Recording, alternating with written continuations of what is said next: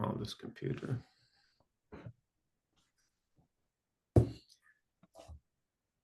Hello, everybody. Thanks for joining us. Super excited for today's session. I have an amazing guest with me that I've been waiting for quite some time to speak with.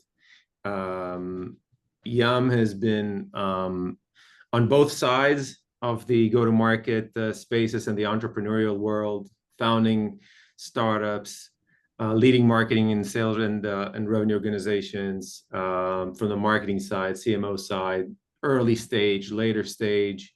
I've known Yam for quite a few years. And I wanted to speak with him today really about the transitions in the space and what are his learnings, especially after being a mentor for many startups for the past 2 years at many different stages.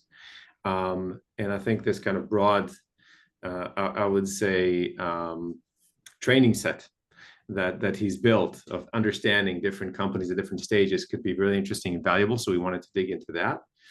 So without further ado, I want to introduce Yam Regev. Thank you so much for joining me today. Yeah, thanks, Avishai. I'm so excited, and thanks for having me.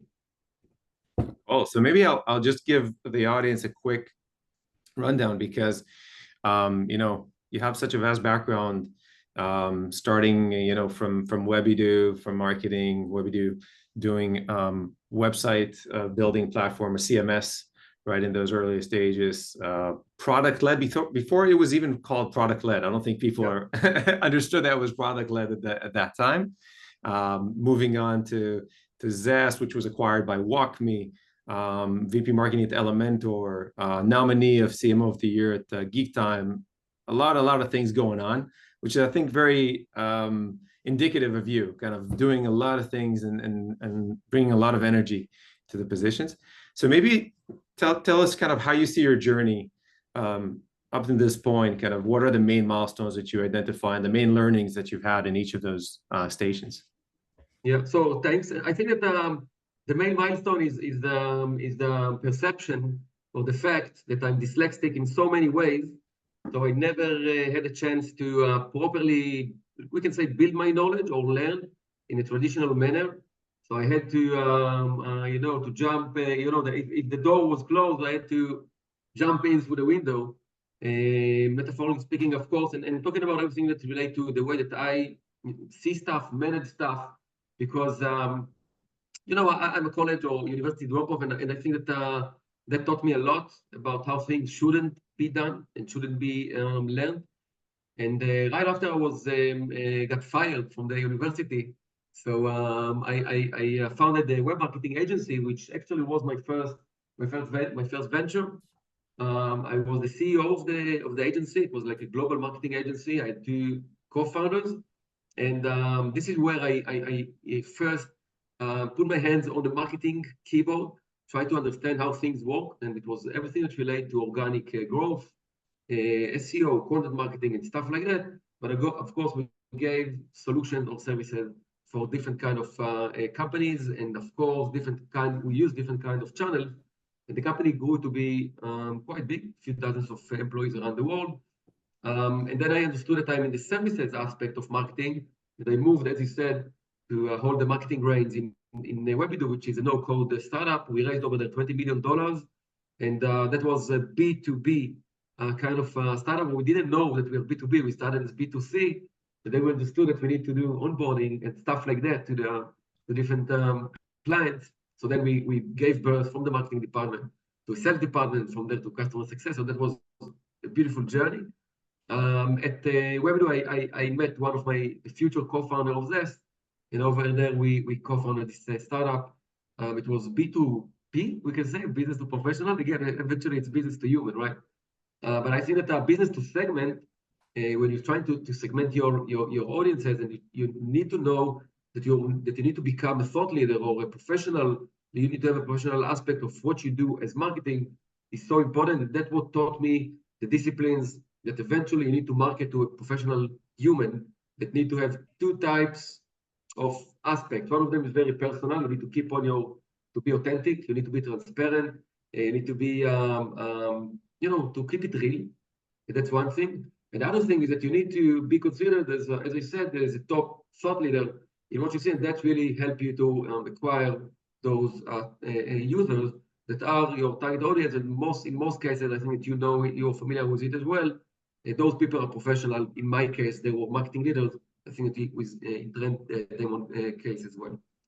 Yeah, the company was acquired by WalkMe, then they moved to lead the marketing at Elementor, which is a more B2C, or again, business to professional kind of startup. It's a big one. When I've been there, we were 500 people, something like that.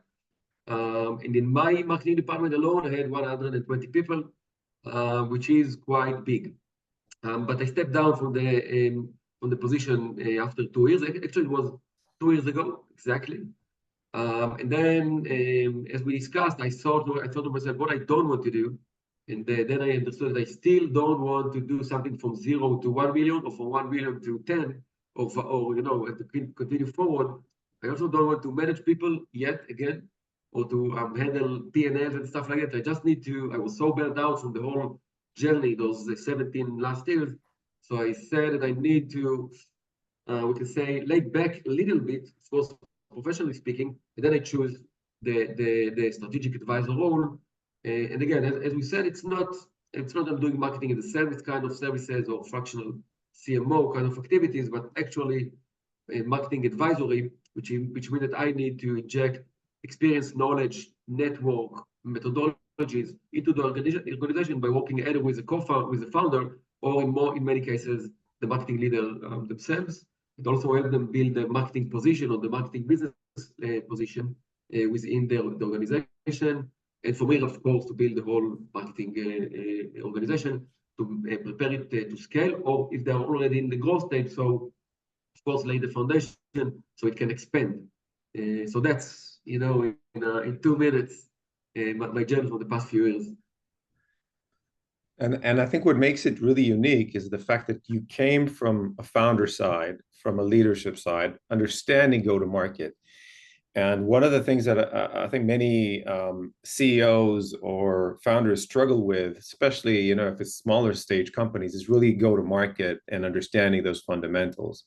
I know even from my side, we're typically very focused on product, on technology, on maybe sales. And it seems like marketing is a growth problem. But it's something that if you don't understand fundamentally, you can first of all waste a lot of money, right? We've seen companies burn through heaps of cash by not understanding kind of those go-to-market motions.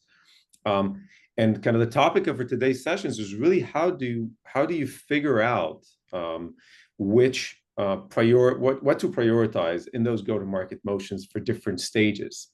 And so you've been working with companies again at those different stages with the leadership side and trying to figure out what those organizations should focus on. So let's say we're starting, how would you approach that challenge? So let's say you're starting with working with a new company or coming to a new venture, again, as a strategic growth consultant. What is kind of your foundational playbook that says, okay, how do we evaluate it? And then what would you recommend to do once those answers are coming in?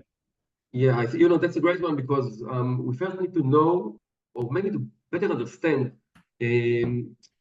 how the leadership as a team, how they are right to give marketing, we can say, the green light for everything they need.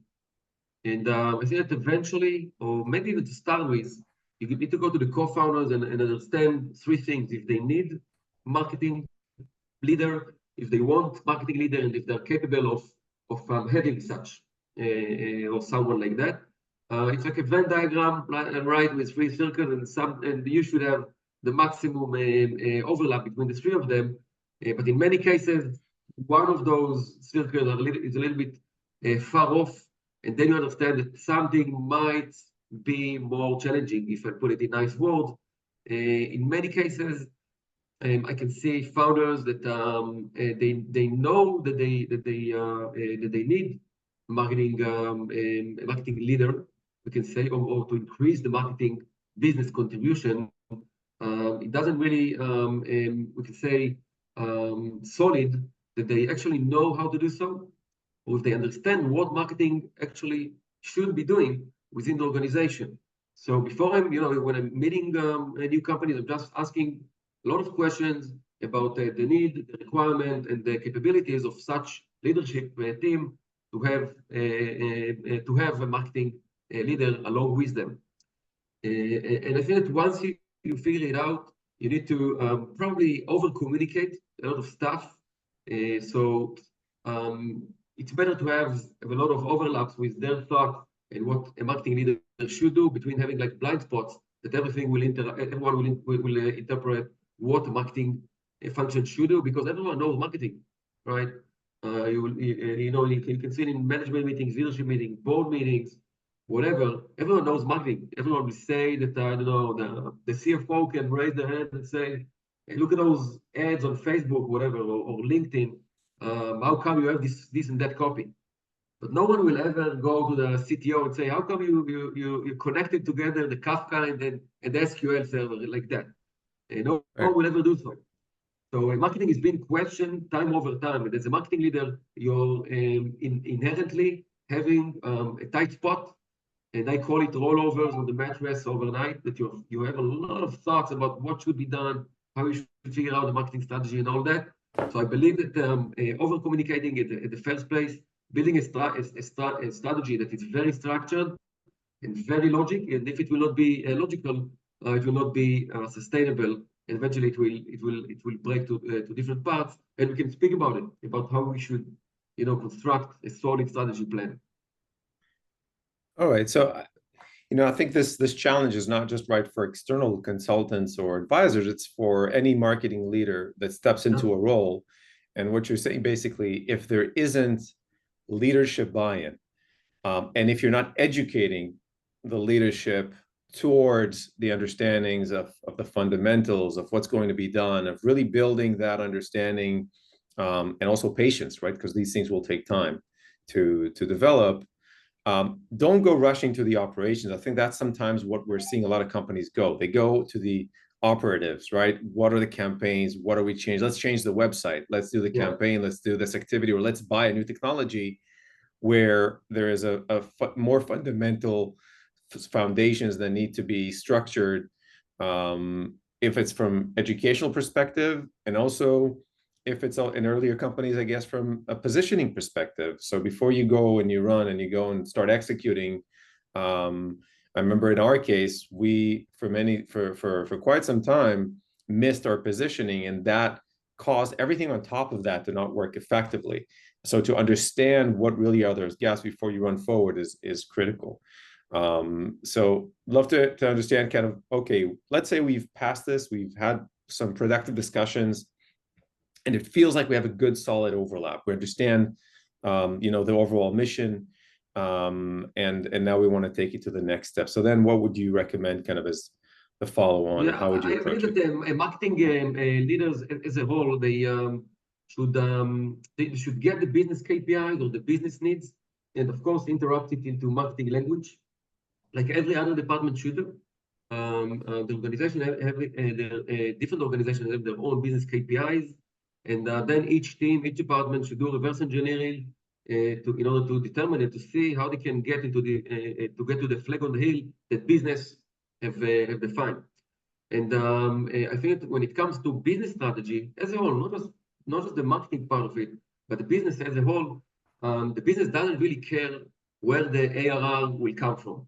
If I try to simplify stuff, of course, the business need its ARR, or they need their growth. They need to prove that they're doing it in an efficient manner, whether it comes from core dev, biz dev, whatever, CS, sales, marketing. We need to grow.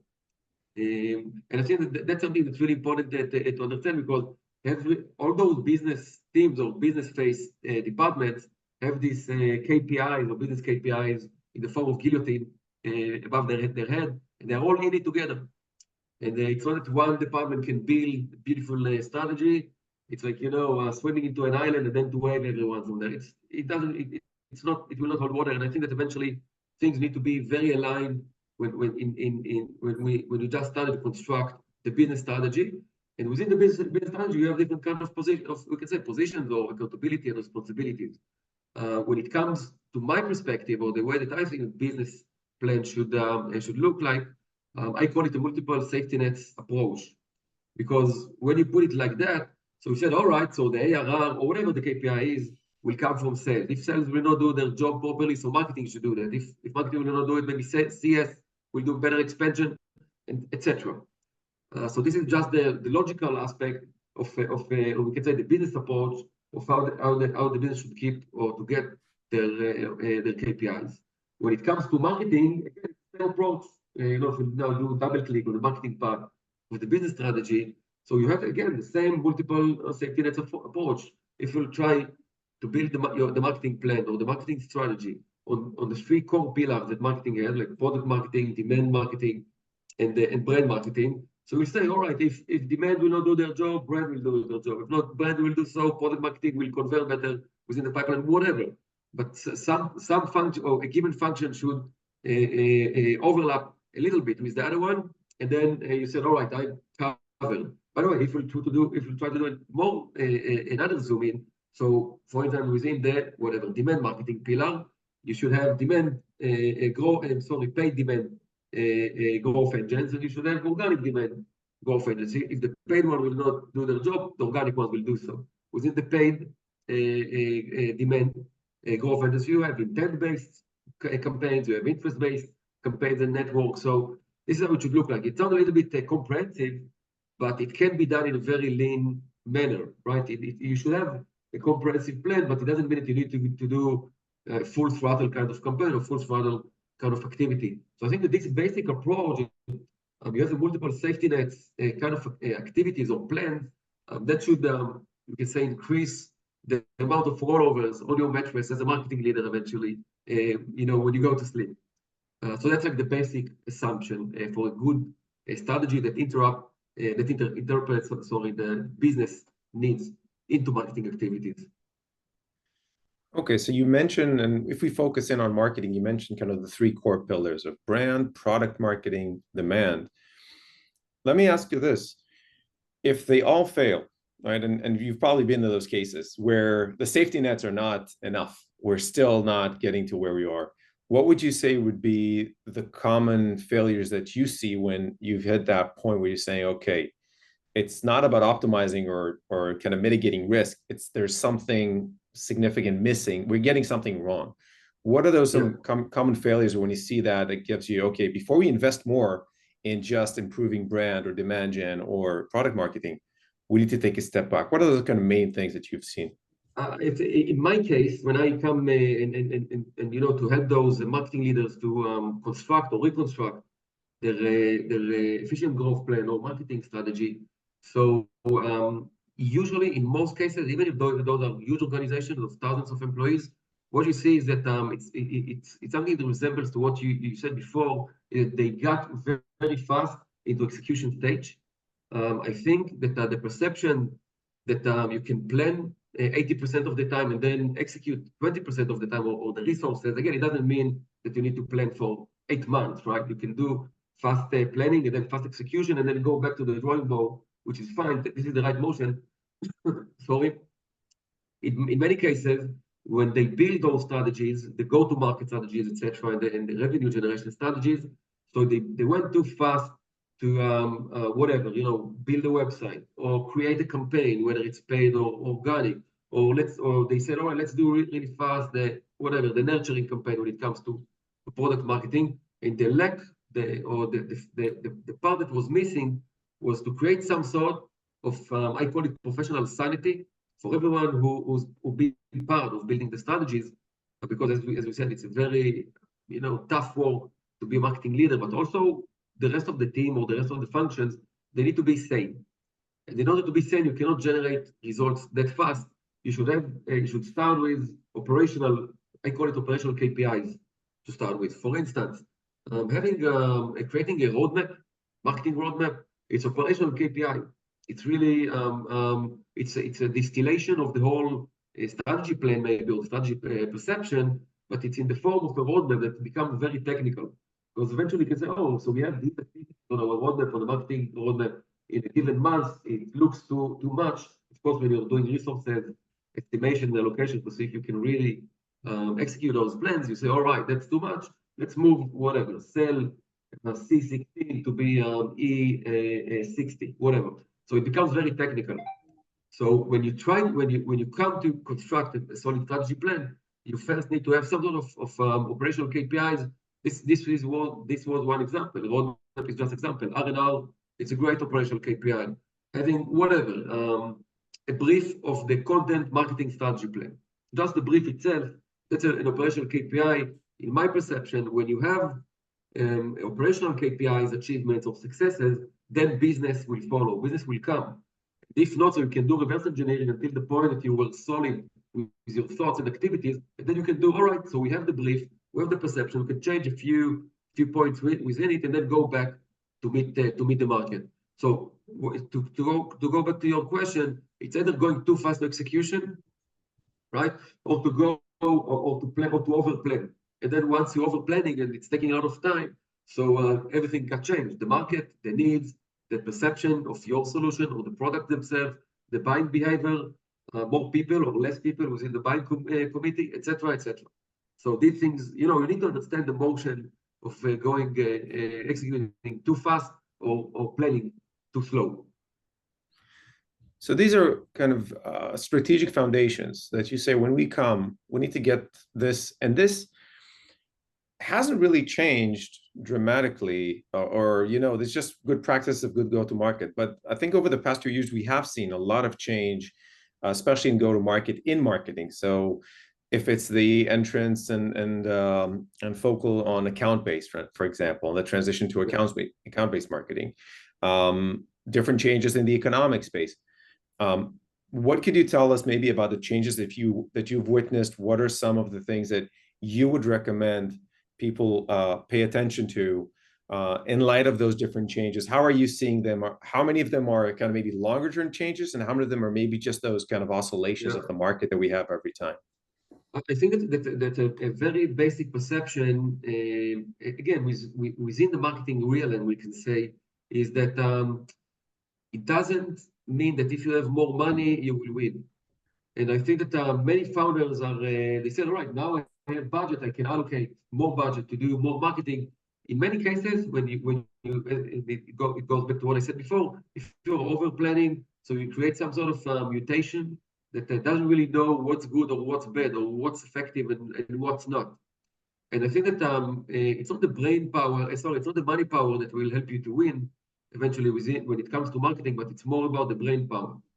And I think the more brain power or the more experienced brain power that you have within the organization, the marketing organization, the probability for you to win or to have solid impact, efficient growth, etc., probably those chances will increase. This is why I think that if we try to put it in a trend, what is the current trend in marketing? I think it's everything that become or everything that reflect the way that the marketing organization is structured. I think that from what I see, good marketing organizations, they have the core team, probably a marketing leader. Again, if you talk about a little bit more mature kind of companies, so you'll have the marketing leader, then you have the mid management, then you have probably talents, ICs, etc., that can plan and execute the core stuff. That this team have, and again, it's a hybrid kind of organization, right? So this core team have a freelancer that can help them execute whatever needed. They have advisors for different kind of for different people within the organization. It doesn't mean that only the CMO need an advisor. In some cases, I have a pre-IPO company that I work with. Over there, the CMO doesn't need any kind of mentorship or advisory, and we can say help, but the head of product marketing it does need it. And this is where advisors like me or others come in, and they help the product marketing to build, in this case, right, to build their whatever strategy plan, to get the OKRs from the marketing and from the whole marketing activities, and of course translate them to product marketing and brand, etc. So you have those advisors that can help different kind of functions within the organization, and of course you have the AI tools. So again, it's the core team, freelancers, advisors, and AI tools that I think that they are now, as far as related to AI, if we try to speak about it a little bit to focus on that. So you have the companions right now, and then they become more agent-like, all those AI tools. And I think that eventually, a whole marketing team that is AI-based, but that's probably, I don't know if it will happen tomorrow or in a few months from now. It's, it's always surprising the pace of stuff, but this is how I see the most crucial aspect of success when it comes to marketing. Again, it's brain power that's been divided into 4 different kinds of functions within the organization itself. And you mentioned something that for me is, to be honest, is still kind of a black hole in how it ties into more go-to-market, which is product marketing. And I think there's a lot of talk of demand gen that has, I think traditionally has been mainly the focus because this is the closest to the money, right? Closest to the ARR and the easiest maybe to attribute to money. Then we have brand, which was always kind of a black hole and a cost center. But I think especially the past year, companies are, especially B2B, realizing the importance of brand.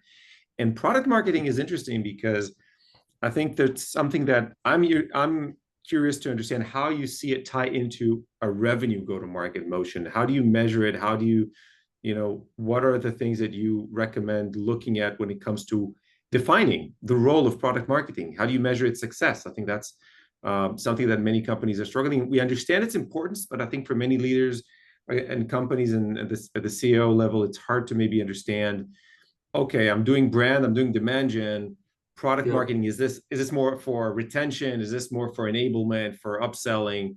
Where do you see it fit? Yeah, as far as I'm concerned, when I am building those strategies, and of course, one of the pillars, as I said, or one of the objectives, it's product marketing one. I believe that good marketing, we can say, planning and motion is that the marketing organization should have leads in their stomach, right? So it's not just, and then of course, that not all leads are coming in the form of MQLs or SQLs. If you are generating enough, whatever, brand equity in this perception, it means that you can have enough leads that are still have or no intent or low intent, or maybe they are not qualified yet again, to become MQLs. As far as I'm concerned, when I'm trying to draw the lines or the R&Rs between product marketing and demand, and of course SDRs in B2B, so everything that's related to nurturing those leads and moving them down the pipeline from becoming leads to whatever, PQL or MQLs or SQLs later on, this is the core revenue KPI or revenue type of KPI that I will try to give to the product marketing. So they need to try and push those leads down the pipeline in a very smart manner, right? So to give them a lot of we could say knowledge and good experience to meet those leads, even if it means to go to trade shows and events and stuff like that. In many cases, I'm always asking 1 or 2 people from the product marketing team to join the sales team who go or join this or that event. And I think that's great because product marketing is a very unique position that they can, we could say, bridge between hardcore demand stuff, which is in many cases a little bit too hardcore or too aggressive, and brand, which is in many cases can be too fluff. And that's the R. So again, it's this Venn diagram that a good product marketing function can lay or can be located exactly in the middle, and then to generate or to contribute as much as possible to the whole revenue generation efforts. Of course, they have supportive kind of activities like creating collateral and so on. But I think that the core role is to try and push those leads down the pipeline. I think that brand marketing should do activities that are above the pipeline. Demand should generate pipeline, and product marketing should be focused in how they can take leads and push them down the pipeline, as I said, to make them more qualified. So if I understand what you're saying here, which I think is super interesting, is that product marketing has its deliverables. So we all understand, right? They need to create the content to support it. But in terms of responsibilities, what you're saying is we need to position them in that pipeline generation process in a clear way and say, look, brand, let's say demand gen is in charge of the whole process of getting them flowing and getting them into the pipeline. But we have brand, thought leadership, general content marketing. I'm giving product marketing the responsibility to convert from engaged accounts to intentful accounts, because that is that role. If they're doing their job correctly, people who know of the company and maybe like what we're writing, but are also moving towards engaging with a product, that is your success KPI. And that's how basically we can align all those go-to-market teams, which sometimes are looked at kind of as a back office, right? Sometimes you look at content marketing or product marketing. Okay, you guys produce whatever we need, and we'll try and make it work. No, you say they need to be on the front lines. They need to be, in a way, closing those deals, moving them into the pipeline. Exactly. I think that product marketing, as a whole, marketing is a body that rely on indicators all the time. The best indicators are closed ones, all right, or whatever, expansion, maybe expansion ARR is the best one, but all the rest of the KPIs are more indicators to make sure that the perception and thesis that we had at the beginning, we just started to create or to generate pipeline are right. I think that one of those fast indicators that you can get are from those people who do product marketing. And of course, they can give the demand gen people fast and accurate, and we can say, indication for the campaigns. But I really don't want or don't expect people who do demand gen, either organic or growth, to think how they can engage people. As far as I'm concerned, they need to bring in new demand all the time, while product marketing will take the baton and we will say, all right, thanks for the new leads. Now we will take it from here and push them down the pipeline. In the meantime, you will continue to bring more new ARR, new users, new whatever to the pipeline. Amazing, amazing. Yeah, I think we're still thinking a lot in terms of siloed organizations. I think what you're describing, also going to our earlier point. Look, marketing is about communication. The first role is to communicate within your organization, like up to your leadership and sides to sales, CS, and all the other teams, and that create that alignment. I think the next stage is really to find those KPIs, right? How do we all look at the same KPIs, see the same picture, as opposed to the situation which you and I have been before, where you had marketing generate leads saying, look, we did our job, right? Or product marketing said, we created the content, we're safe. Then no, look, if we're not generating ARR, nobody's safe. That's basically what we're saying. Right. I think also as far as related to KPIs, so each function or each pillar within the marketing organization, or again, function, it doesn't need to be 20 people or 200 people, or it can be also 2 people organization, right? But again, when you're, we could say, creating the different kind of objectives and pillars, when it comes to brand marketing, you can have indicators, right? Like brand mentions around the web, branded searches that got into the website. We can ask, the SDRs can ask the prospects if they heard or how they got to us, and then you can see that they read an article or whatever, they saw us on social media, whatever the brand did. Demand have their own KPI, which is solid MQL, SQL, whatever. And product marketing, as I said, they need to push those people down the funnel or pipeline. So I think that again, it's not a silo kind of activities, because if demand will do a huge Google Ads kind of or LinkedIn campaign, of course it will impact directly the brand KPIs, because there will be more exposure and more brand searches. But again, you as a marketing leader need to draw the line and then to do the attribution, even if it's a little bit superficial, right? So someone need to make the decision, and then of course you need to define what success is from the business perspective, and as we said before, also from the operational perspective, in order to keep your organization sane. Perfect. I know we're out of time, and you have to run off.